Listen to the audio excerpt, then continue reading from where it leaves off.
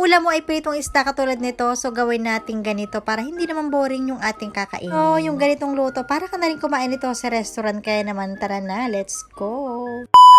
Siyempre, bago yan, ano nga po ba ang masarap ka partner ng pritong isda? Siyempre, may gulay. Nandito ay magigisa tayo ng gulay. Bali, halo-halong gulay na nga pala ito. Bali, meron ako ditong repolyo, meron din ako ditong pechay, at naghiwa na rin ako dito ng mga carrots. Bali, itong mga gulay na ito, ay gigisa ko lang naman ito sa oyster sauce at saka konting paminta. Okay na yan. So, ito nga palang isda yung gamit ko, tilapia, and hiniwaan ko ito sa gitna. Hinugasan ko ito ng mabuti bago ko nga po pala ito ipirito. Tensya na nga rin po pala kayo kung hindi ko na nagupit yung nasa gilid na parang matalas na yan, pero okay lang yan, hindi naman natin yung kakainin. Ayan, dito naman sa hiwalay na kawali, maglalagay lang ako dito ng konting mantika, magigisa ako dito ng bawang, sibuyas, kamatis, sili at saka konting luya. Ayan, imekos-mekos natin para mag-aroma lahat ng mga sangkap na nilagay ko dito. Bali, naglagay ako dyan ng konting tubig at nung malapit na maluto, naglagay ako dito ng dahon ng sibuyas at saka nitong parsley.